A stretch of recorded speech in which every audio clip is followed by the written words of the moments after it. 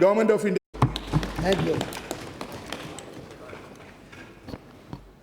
सभापति महोदय, आपने हमें बोलने का अवसर दिया है, इसलिए हम आपका आभार व्यक्त करते हैं।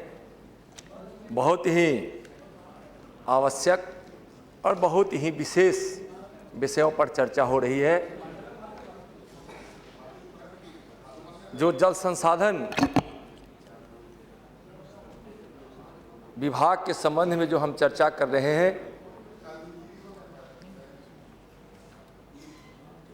खेत प्यासी है, लोग भी प्यासे हैं, और इसके लिए जो जिम्मेवार है आज कुछ सुनने को तैयार नहीं है। अभी हम पूर्व के जल संसाधन माननीय मंत्री जयप्रकाश नारायण यादव जी को बहुत चिंतित दिखे। जहाँ तक मुझे ध्यान है, कभी भारत सरकार में जल संसाधन मंत्री भी रहे। इन्होंने भी चिंता व्यक्त की है कि विभाग ने कम पैसे की मांग की है, कम पैसे का प्रावधान किया है। अभी हमसे पूर्व जो माननीय सदस्य बोल रहे थे, उन्होंने चिंता व्यक्त की है कि गति धीमी। तो आज़ादी के 67 वर्ष बीत जाने के बाद भी अधिकांश समय लगभग सरकार जब से बनी है, जब से प्रावधान हुआ है, उसका 90% अवधि सत्ता में कांग्रेस रही। और अभी भी 43 करोड़ लोग को भारतवर्ष में स्वच्छ पेयजल पीने को भी नसीब नहीं हो रहा है, और खेत भी प्यासी है। जब खेत प्यासी होगी तो लोग भूखे होंगे, जब खेत प्यासी होगी तो लोग के शरीर पर वस्त्र का अभाव होगा, जब खेत प्यासी होगी तो लोग बेबस भी होंगे और अनपढ़ भी होंगे। आप भी किसान परिवार से आते हैं सभापति महोदय, लेकिन आज चाहे पूर्व के लोगों ने जो भी हालात बना दिए हों, लेकिन हम स्वामी विवेकानंद की उस भविष्यवाणी को आज हम याद कराना चाहेंगे, जिन्होंने विदेश में जब उन्हें कहा गया था कि आप तो भूखे और नंगों के देश से आते हो, तो स्वामी विवेकानंद ने बड़ी गर्व से कहा था, 21वीं सदी के विषय में मैं बोल रहा हूं। 21वीं सदी के संदर्भ में जो उन्होंने भविष्यवाणी की थी, उस नरेंद्र ने 21वीं सदी में भारत में न कोई नंगा होगा, न कोई भूखा होगा, न कोई बेबस होगा, और न कोई अनपढ़ होगा। एक नरेंद्र ने भविष्यवाणी की थी और दूसरा नरेंद्र 21वीं सदी में उसे पूरा करने जा रहा है। 21वीं सदी में उसे पूरा करने जा रहा है।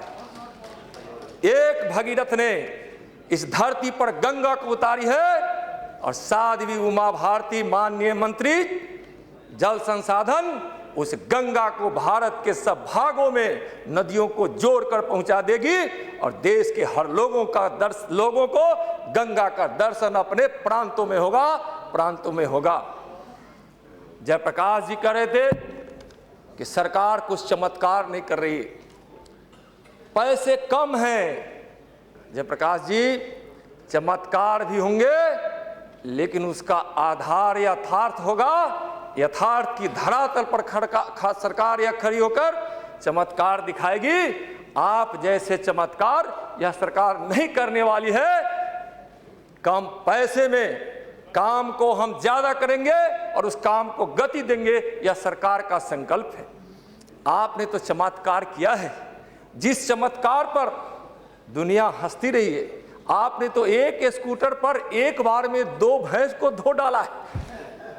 एक बार में एक स्कूटर पर 2 भैंस को। जल संसाधन पर बोल रहे हैं, 1 साल में जल का संरक्षण होना चाहिए। अब माननीय मंत्री महोदया को हम आभार व्यक्त करना चाहेंगे कि जल संसाधन में बोल रहे हैं, उसी पर आप सुन तो लीजिए। इसलिए स्कूटर को मैंने बोला, लेकिन अगला लाइन तो सुन लीजिए। अध्यक्ष महोदय, जल संरक्षण का सवाल है। जहां भूगर्भ जल और सतही जल का जहां अभाव होना है, इन्होंने एक भैंस को धोने के लिए जो पानी व्यय करते थे वह पानी का लीटर इतना तय होता था जिसको साल में उस पर 60,000 रुपए खर्च होते थे। 60,000 रुपए नहीं है तो जाकर देख लीजिए, महालेखाकार को सारे रिकॉर्ड में होंगे। अगर मैं झूठ बोल रहा हूं तो अपनी वाणी को हम वापस ले लेंगे। लेकिन आप बताइए कि भैंस धोने में, साल को धोने में आपने 60,000 रुपया खर्च बिहार में किया है कि नहीं किया है? अगर जयप्रकाश जी को बुरा लग रहा है, जल संसाधन में जल संरक्षण भी है। और हमने तो धन्यवाद देना चाहेंगे इस सरकार को और माननीय मंत्री महोदय को कि पूरा जल संरक्षण का और जल संवर्धन का और उसके प्रबंधन का इतना बढ़िया व्यवस्था की है कि आगे आने वाले दिनों में दुनिया के लोग चाहे जितनी भविष्यवाणी कर ले कि 2020 तक दुनिया में पानी के लिए हाहाकार होगा। एक सांसद महोदय बोल रहे थे, माननीय सांसद बोल रहे थे, जानते हैं हम लोग भी कि 2050 तक लोगों ने जो भविष्यवाणी की है कि दुनिया में इतने हाहाकार होंगे पानी का कि कोहराम मच जाएगा। लेकिन यह सरकार जिस प्रकार से चिंतित है, आज देश और दुनिया को यह आश्वस्त करने के लिए पर्याप्त है। जल का जहां प्रबंधन और संरक्षण के लिए जितनी सरकार ने योजना बनाई है वह काबिले तारीफ है और सरकार ने इसकी पूरी चिंता की है। चुनौतियां तो बहुत है सभापति महोदय, इसलिए कि पूर्व में कुछ किया नहीं गया। योजनाएं बनी थी, गंगा बेसिन परियोजनाओं का हम एक कहीं उसका देख रहे थे। हम बिहार विधानसभा के सदस्य रहे हैं 4 बार। वहां गंगा बेसिन के जब सारे प्रोग्रामों को देख रहे थे, जब पता चला तो पूर्व की सरकार ने भी 7,000 करोड़ गंगा बेसिन के लिए खर्च किया था। लेकिन परिणाम क्या है? सरकार की नीयत पर उनको गौर फरमाना चाहिए कि हमारी सरकार की नीयत जो है कि हम कम पैसे में ज्यादा काम कर दिखाएंगे और उस काम को गति देकर हम दिखाएंगे, और यह उस पर आप लोगों को भी भरोसा करना चाहिए। विशेषता भी है जल संसाधन के इस बजट का 13,806। अध्यक्ष महोदय पहले ही बोल देते सभापति महोदय तो हम उसी में बोल लेते, लेकिन आप जहां से आए हैं बोलिए। 5 मिनट समय सब वक्ता के लिए संभव नहीं, हम उसको 1 मिनट में समाप्त कर रहे हैं। भैया चलिए आप चर्चा न हम लोग जहां से आते हैं क्षेत्र के साथ साथ देश की भी चिंता करते हैं, आपके भैंस की भी चिंता करते हैं, चिंता मत कीजिए। सभापति महोदय मैं इसको 1 मिनट में समाप्त कर रहा हूं, यह कहते हुए कि 22% जल संरक्षण की क्षमता जो अब तक रही है, यह सरकार उसको दोगुनी बढ़ाकर करने जा रही है और उस क्षमता को हम करेंगे, खेत को भी पानी पहुंचाएंगे और लोगों की भी प्यास बुझाएंगे। और मैं आपका आदर करते हुए एक बात को कहते हुए